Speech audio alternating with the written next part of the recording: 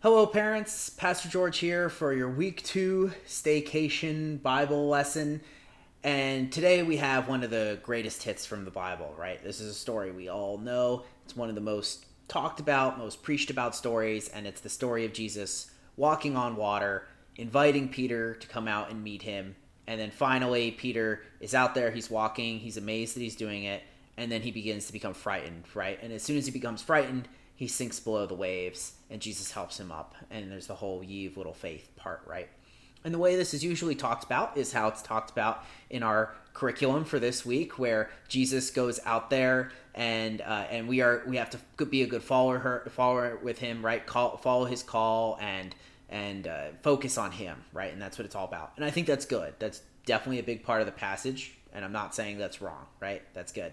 But as you like to know, I for you guys, I like to do a little extra on the side. And so I wanted to focus on another part of this passage that isn't talked about as much, but I find it really interesting. And it's earlier in it, before Peter steps out in the water.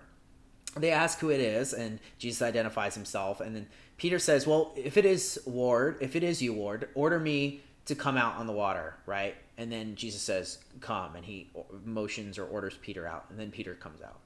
And I thought that was a really interesting thing to think about, because a lot of the times when life is stressful, when life seems uncertain, when it's possibly scary or you're doing something new that you're frightened of, we usually still have this reaction, right? It's usually not enough for us when these things are happening to step out of that boat and into it, right? We want some sort of assurance. And when we step out of that boat looking for assurances in other places besides Jesus, we start sinking immediately. One of the things that I encourage people to do before any big decision is to pray about it, right? And to see where God is leading you. And that's how we do this, right? So when I was looking for a church to settle down at and become a pastor at, I prayed a lot about what that would be, right?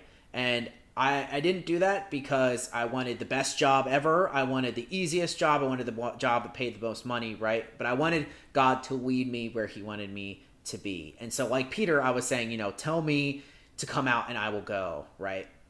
Sometimes you might see this as demanding, that Peter orders this of Jesus, right? This is just shows how little faith Peter has, but it's something that we all do. And I think it's when we step out of that boat, we need to keep our eyes fixed on Christ, because as soon as Peter stops doing that, he begins to sink.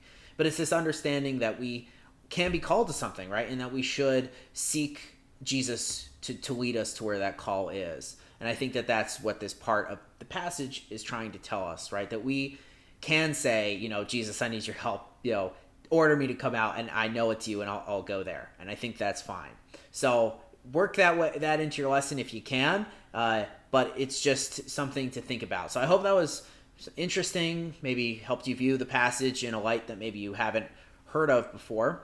I am praying for you guys. I know you guys are doing a great job, and I look forward to catching up with you next week for our third week in Staycation Bible School. So I will see you then.